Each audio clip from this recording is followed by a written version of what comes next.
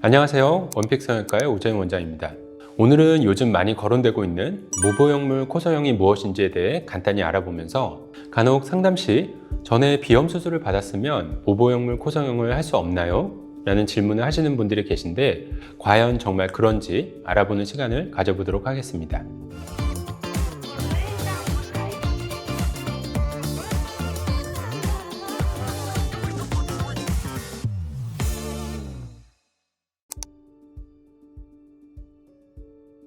우리가 보통 코성형을 한다고 하면 가장 먼저 떠올리는 것이 실리콘으로 된 보형물을 콧대에 삽입하는 수술을 가장 먼저 떠올리게 되는데요. 하지만 코수술 또한 개개인의 코 상태와 원하는 정도에 따라 한 가지 수술 방법만 있는 것이 아니라 정말 다양한 수술 방법이 존재합니다. 최근에 많이 거론되고 있는 무보형물 코성형이란 일반적으로 우리가 알고 있는 실리콘이나 고어텍스와 같은 인공 보형물을 쓰지 않고 내 몸에 있는 조직, 즉 자가 조직만을 활용해서 수술을 하는 코성형을 말합니다. 일반적으로 코성형에 활용할 수 있는 자가 조직으로는 내 코에 있는 비중격 연골이나 귓바퀴를 이루는 연골인 귀연골, 그리고 갈비뼈에서 채취하는 자가 늑연골과 자가 진피 등을 활용하게 됩니다. 이러한 자가 조직만을 사용하는 경우 인공 보형물에 대한 심리적 거부감이나 이물 반응 등으로 인한 염증 가능성을 줄여줄 수 있다 해서 최근에 좀 더 선호하는 경향이 있는 것 같습니다.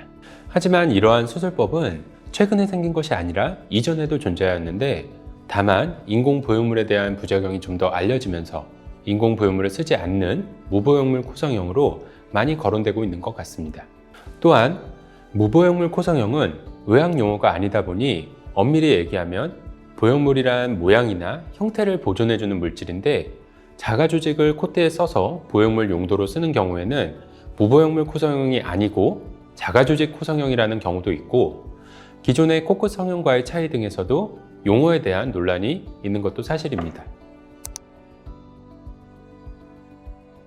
사실 무보형물 코성형은 누구에게나 효과적인 수술은 아닙니다. 환자분의 코 상태에 따라 다르겠지만 일반적으로 어느 정도 콧대가 있으면서 코끝 성형이 필요한 경우에는 무보형물 코성형으로 효과를 보실 수 있지만 이와 반대로 콧대가 많이 낮아서 콧대를 높여야 하는 경우에는 효과가 제한적일 수 있습니다.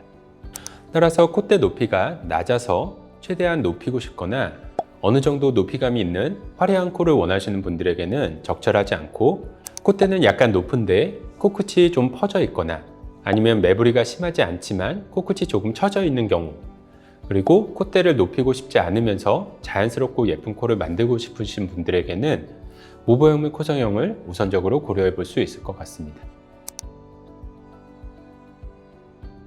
비염의 원인은 정말 다양한데 세균에 의해서 급성적으로 나타나거나 만성적으로는 알레르기나 코의 구조적인 원인, 자율신경계의 불균형, 약물 등에 의해서도 발생할 수 있는데 이 중 코 안, 즉 비강의 구조적인 부분에 의해 비염이 유발되는 경우 비염 수술을 고려해 볼 수 있는데 크게 두 가지 원인이 많습니다.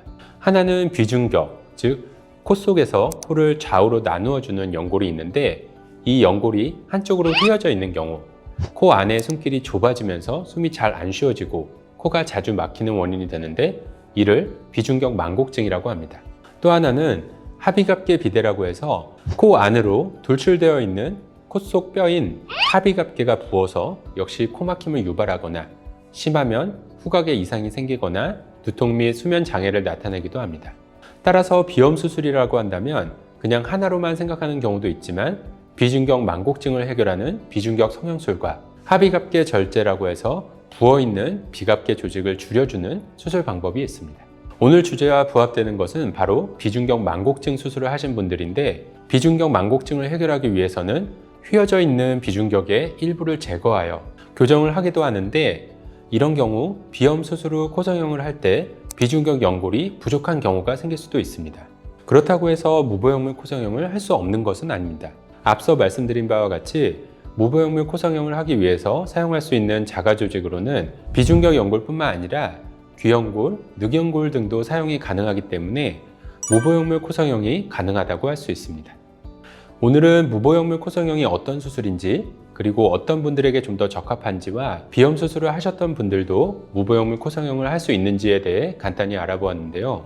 한 가지 덧붙이자면 간혹 나는 무조건 보형물 없이 할 거야 라고 이미 수술 방법을 정하고 오시는 경우가 종종 있는데, 적합한 수술 방법은 본인의 코 상태와 원하는 정도 등에 따라 달라질 수 있으므로 경험이 많은 성형외과 전문의와 자세한 상담을 통해서 적합한 수술 방법을 찾는 것을 권해드립니다. 긴 영상 시청해 주셔서 감사하고, 지금까지 원픽 성형외과의 오재훈 원장이었습니다. 감사합니다.